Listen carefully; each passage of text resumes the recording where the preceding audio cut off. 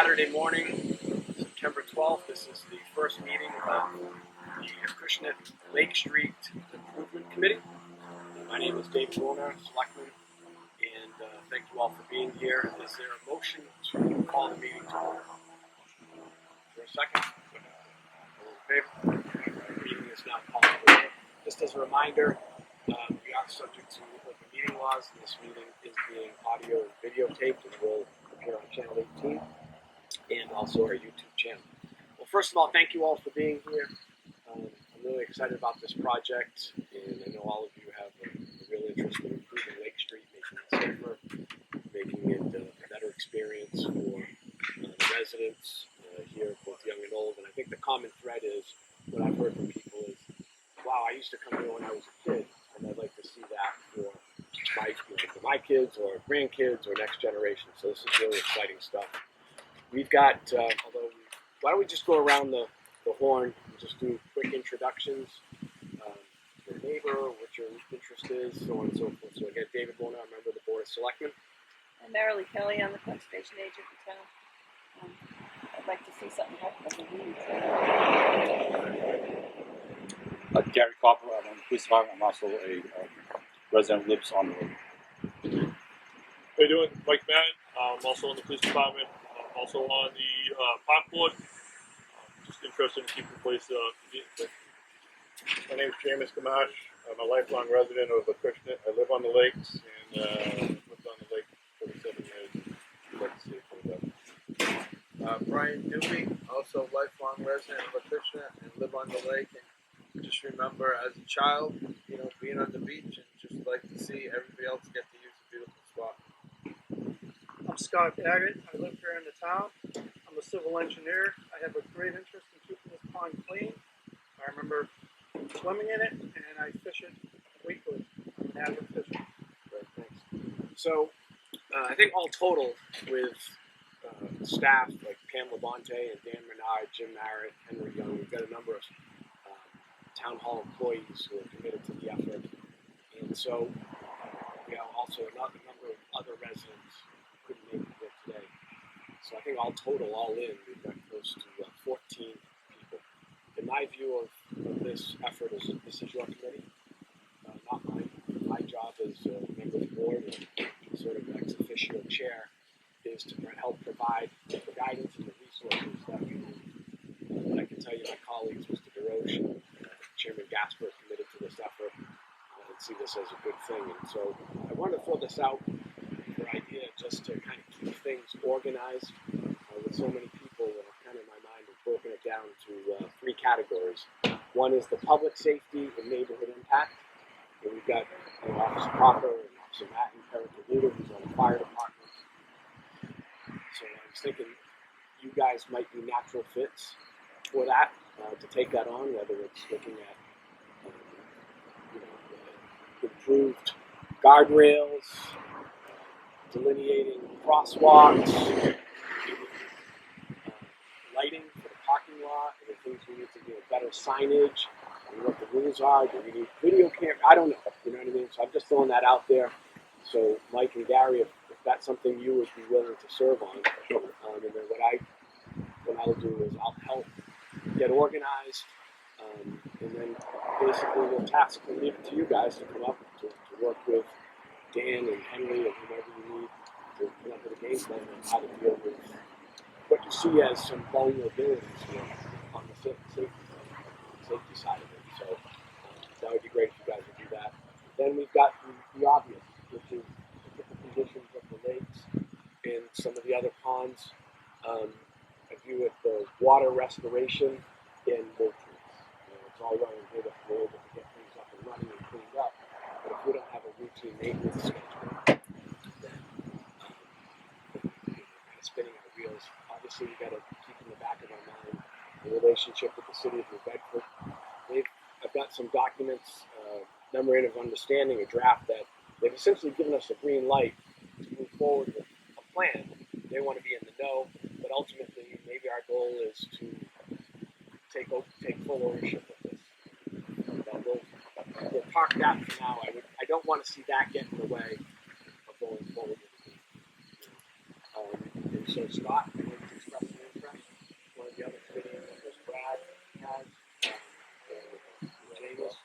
And look, that's not a mutually exclusive thing. You know, I mean, ultimately, we can all multitask. And then the other piece of it will be the aesthetics, what I'm calling sort of the beautification and then utilization of the area. And I think that's going to come, that'll sort of be the third wave of this stuff, right? Because if we can't get, we'll be limited to what we can do. But obviously, some of the things I think we should keep in mind or think about is, I think the docks have been pretty helpful. Maybe we expand that to different parts of the campus. Obviously canoe launch. We'll see a lot of people doing canoes and kayaking. There are things that we could do with Summer Rec down here. Getting the beach up and running.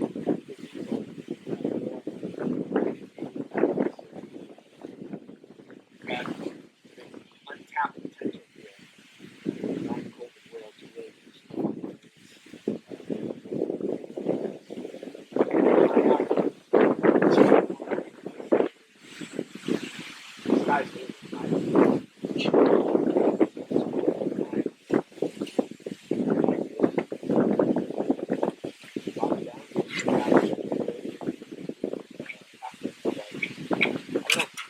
Marilee or anybody have any additional thoughts?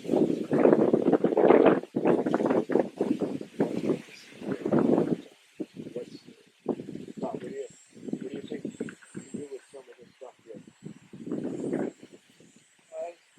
A lot of untapped potential when it comes to this pond. I remember 15, 20 years ago when I used to fish this old milfoil, which is the invasive species, was not really half as bad as it is now. We can clear that up. I think get more people come here and fish, spend more time here, and maybe bring their new suggestions, their families here, picnics, just enjoy the recreation of the town.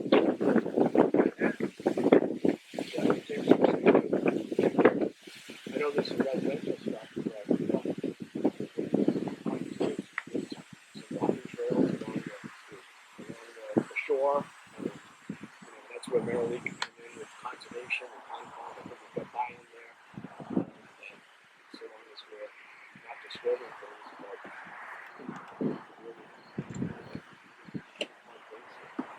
the other thing too is there's a lot of history here. The ponds, they all have names that people don't know about. Talking about the history of the street, or even doing looking at the city, talking about how the water system works, and there can be really good educational opportunities here. Europe also allowing people to put up a pop-up hot dog stand or a pop-up ice cream stand or do kayak rental, whatever. I think there's a lot of stuff that we can figure out what's keeping us from doing those things, and then talk about it and see if it works. I guess for me, the balance is you want to do something really nice, but also you don't want to turn it into something where it's becomes a problem since it's big. There's so much activity, so we just have to keep that in mind as well. Mike, anything on the talk about something? The untapped potential is really a good way to put it. We do have a ton here.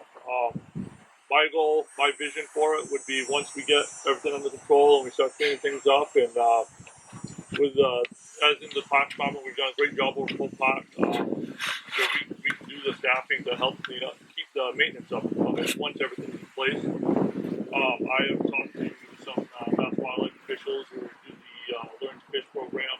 A good friend of mine was actually running the program. We Love to Fish for a while. That was a funded program on grants. He did that for 13 years or something like that. And he actually uses his pond quite a bit himself. He would love to see more stuff like that, and he gave me some good ideas and some contacts. And that's something we could do is help people learn to fish. Kids that moving into town have never fished before. Some of the parents I know from my own experiences, my son's friends, they've never fished before. My 10-year-old son's teaching people how to fish now, and we're here 2-3 times a week ourselves, either on a canoe or on shore. And I'd like to see it just get improved, maybe swing set or something even, But there's a lot we could do, and I think the maintenance of it I'd really be a big part of that as well. Well, I don't know if we want to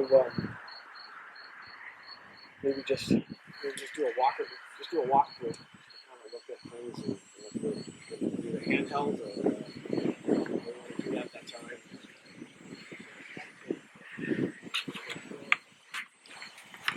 Do we have an idea where the town property is here? Oh, I do know. Actually, I have that right there. On map, this is the parcel over this way. So this is the parcel in question that we're standing on. Here's the road, Lake Street. This is that residential property that's over there. From what I've gathered, the city of New Bedford has owned this since 1870. So I wonder if we have like squatters' rights. So here's a copy of the unofficial property record that shows the deed book and page of the property and the ownership and when it was when the deed was written. So you know what we can do is, now that we're somewhat organized, why don't we set up a meeting and kind of just walk through this, maybe, educate ourselves on just what the property is. Marilyn, is that something you think you might be able to help out with? Well, yeah, the Zoom meeting, but organize, like, just get an idea of all the property layouts and all that stuff. Maybe work with the assessors and put together a little presentation. And we just get smart on what we actually have, and then we can start thinking about doing so again, so it's just more organizational. So I don't want too much time to go by. Realistically, I've identified Scott early on. Got an estimate of around $5,000 water study. So I've identified with the Board of Selectmen and Julie $5,000 for the buckets. So we still have that. That's number one. Number two, we have town meeting in November. So we move quickly, up with some lots of stuff that's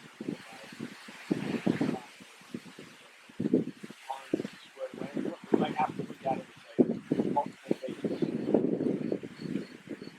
There, the two small ones first to see how that goes, and then advance from there. I don't know, but as long as we're managing expectations, so maybe we put that as a target for November town meeting is community preservation money and recreation. Probably you can enable it to be considered historic as well. Alright, so let's why don't we just do a quick walk around and check out some of the other how would we can use the tour guide when it comes to educating us on some of the stuff.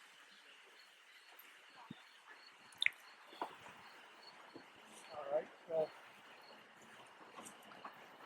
where you see the little head sticking out the surface of the water. That's no for. No for I think is a basic weed species that gets transferred from pond to pond when people back their boats like they do here at boat launch. The weeds get stuck on the axles or the springs or whatever of their trailer. You don't bother cleaning it off. So when one guy goes to a different pond and he comes over here to go fish, that's there. Oh, that's how it ends up here. It's a very, its rate of growth is pretty high. So if you see that cove over there, where I think that's white. Back a few years ago, that was pretty clear. In the last 5 to 7 years, it just keeps migrating out. It's further and further out into the pond. And if there's no boat activity, like you typically get with outboards, it doesn't keep it down.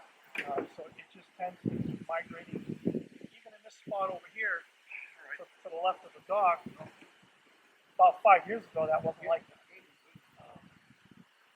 But the other weed species that you have here, the water lilies, which is natural.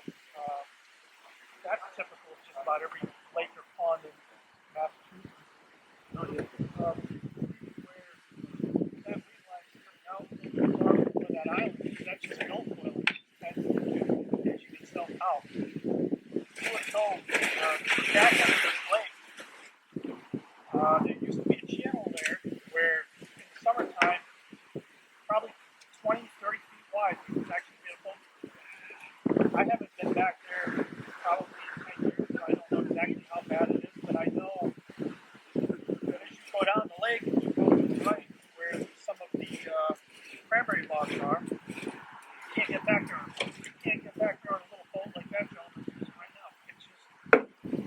it's just way too dense with the amount of weeds that's out there. Scott, are you saying that many of those from other places?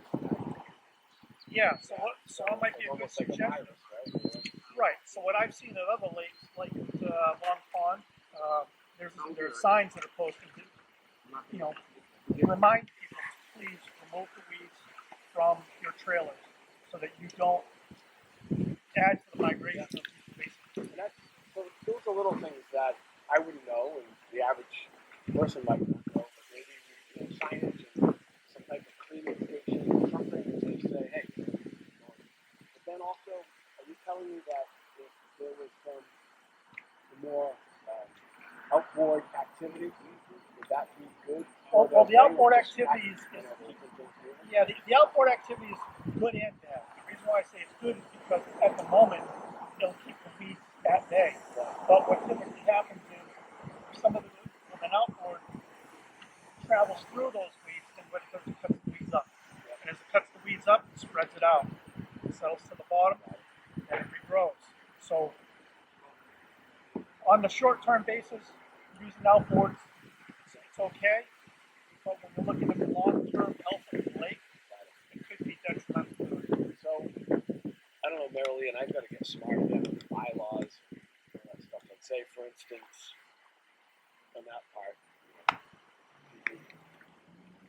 is that permitted now? I mean, are you allowed to? Yeah. That's always been a question. Since I've been here, I've asked. My understanding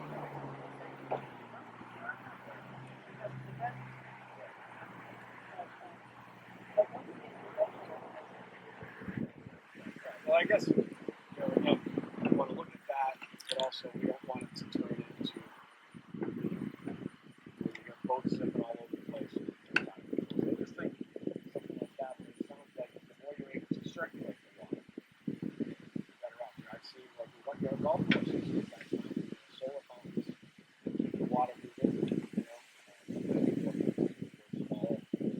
Smaller bodies of water. Well, there is some water circulation here because this lake here flows into the southern lake, which eventually gets into the Acushnet River. So there is a little bit of a small, I wouldn't want to say current, but there is some water movement because it flows in. I think it's called the King River. I think it's one of the rivers that actually feeds this body of water. So there is some water. Does it go there? Does it go Yeah, underneath? you've got those two culverts there. I think I was once told that there's another pipe culvert. I think it's street where those two concrete culverts are. And then I know the small pond over here to our left. There's also an iron pipe that feeds from that small pond to the large pond. Some gentleman on Facebook had mentioned that he believes that pipe may be obscured in some way, whether it's clogged with weeds or. So again, these little things that working with what we already have. If it's expanding culverts, cleaning those up, maybe things are clogged there. Those are small wins that we can look at now with Dan Menard and the DPW and off times that could have an impact.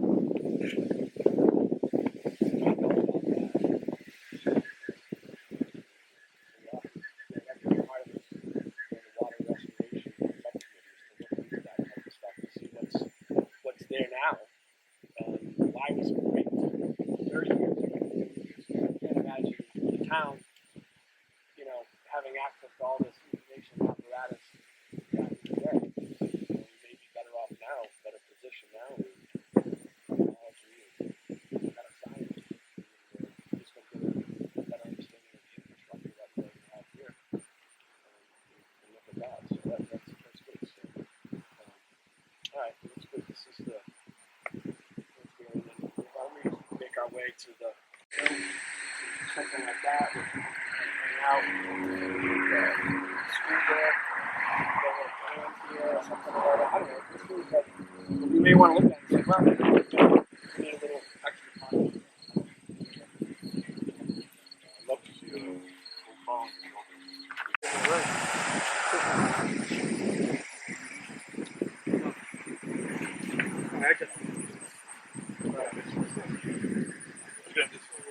last. I mean, we were talking earlier better. I think this is a lot more than Billboard just doesn't last. Nobody owns it there anymore. When I was a kid, people football used to be 5 years. 5 years. 5 years.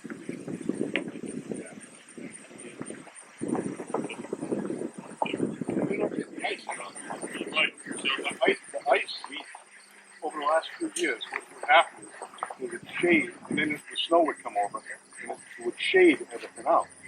And since we haven't been getting ice anymore, the weeds have just blown up because the water temperature is that much warmer come the springtime. So the growth season starts much earlier.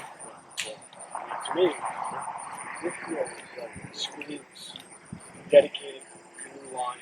And I was just on the Cape a couple of weeks ago. We were on this big lake, and I look up and the kids are out in the canoe, way the heck out there. And I'm like, oh man, I'm not gonna get them back, right? But this is just screams for a nice area for kayaking, canoeing, wind. It just seems like a really nice spot. 2 years up. I used to launch my jumbo. Yeah. Yeah. It's 12-foot jumbo. I used to launch it from here all the time. But now it's thick in there. I mean, you can probably push pole. You know, still a pain. I used to Like, But I I'm do. a place. Yeah. Something like this, you guys, fishing, would this be something that you would stock? you would never. You would have others Plenty of just come fish. back here. Oh, yeah. Just can't get Fishing to is it. Fishing is good. It's the access. The only problem with your average everyday weekend fisherman, if you're close, you know, you're going to John's Bait and Tackle, you're buying shiners. There's only one spot in this entire pond you can fish with a shiner, right there. Because it's hardly any reef there, and the water's still at a decent depth. You can't fish with shiners in there along here, because all it's going to do is sit on top of the reef. The bait is going to get down. You're not going to fish it. Fishermen like myself, and I don't know, who else are avid fishermen, but if you know how to fish, you can fish this. But for the average everyday weekend It's fisherman, more frustrating. Yeah. Come down with the kids, they want I mean, you can see the bobber floating in the water over there. That's because somebody got hung up on weeds. Well, it would seem to me that if there was going to be like an initial focus, like this guy here, right? Well, it's the most invasive, and it's the smallest lake, and it's the shallowest. So there is equipment out there to clean this stuff out, and then you've got the access here to get, because once you cut this stuff, you're going to get it out, haul it off, and probably take it to a place to burn. Yeah, well, what I was right, I'm pretty sure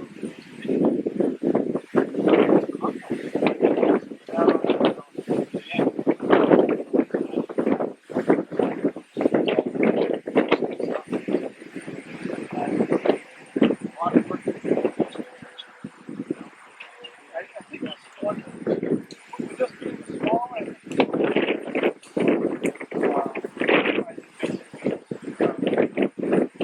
that 5 days ago, I can keep my trouble back. That lily pad area there, that's probably 3 times larger than it was. And what's happening is those lily pads are coming out along with the milfoil. So the lily pads will tend to stay in little clusters like that, or against the shoreline like you see here. But what you see right now, 6 years ago, those lily pads weren't that far out. So this is a smaller pond. I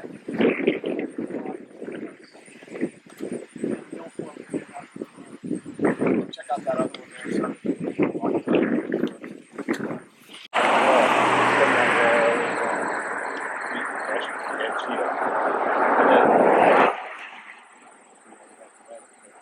With the same type of garden inside, more access to the pond.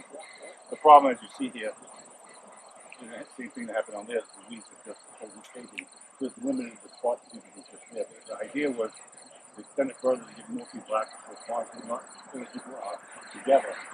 And by doing that, we're also sidewalks, like going up this level.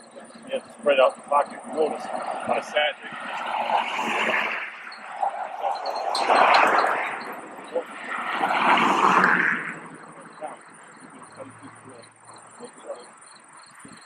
Let me ask you, Marilee, like, from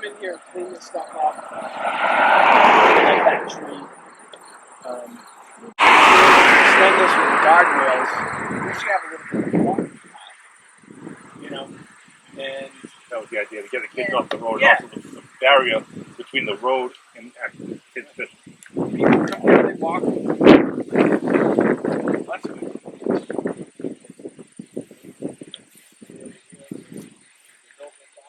The bottom of the pond, probably a good foot to a foot and a half. So if that were, say, 4 feet deep in water, you probably got, 3 foot thick mat of milfoil, and you can see how far out it extends. And again, 5 to 7 years ago,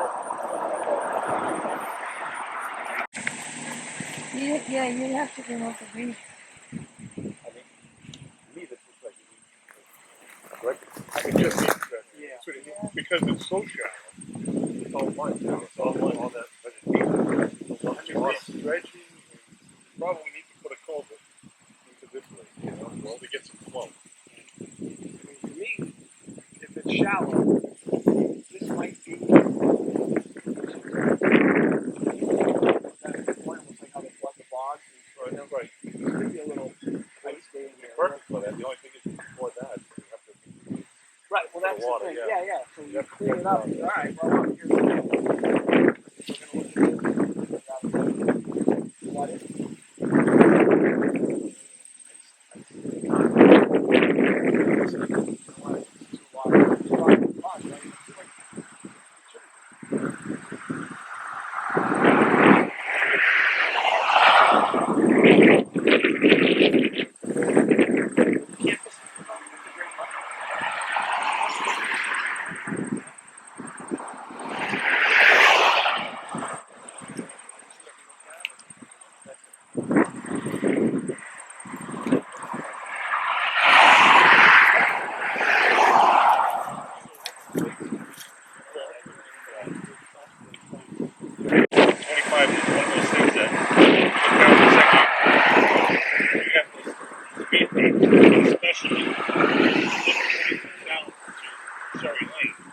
It might save a lot of, cut down. So.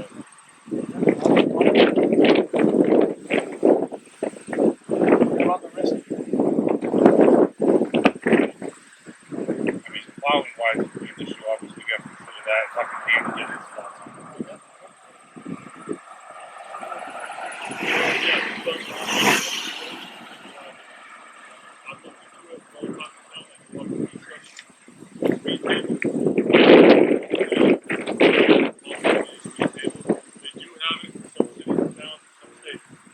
They actually have something that it's a legal circus to get it spread away.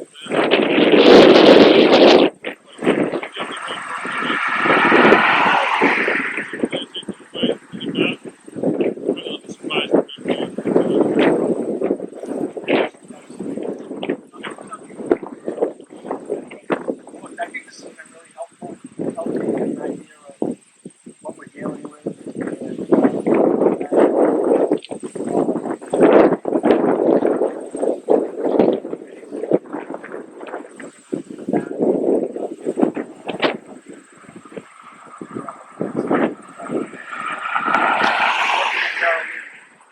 I'd like to get a presentation of exactly what this is. The land that's at our disposal, and that'll be the subject matter. Convenient for everybody to do that, and I think we can be just as effective, right? Why don't we do this? What's typically a better time for anybody? And even if we did it by Zoom, 7 o'clock at night by Zoom, or I'll come up with the time. Merrily, we'll figure that out in the next week or two. And then in the meantime, I'll get an email out to something of the subcommittees, and then I'll work individually with those groups to get moving and figure out what's needed with their resources. But we should, hopefully, the board will approve $5,000. The water study, we can go there, and then we can talk to Dan about what we already have in the way of materials. safety stuff, and then we'll come back to the recommendation to the group. So keep moving. So with that, why don't we adjourn the meeting? Thank you for your time, and talk soon. Thank you.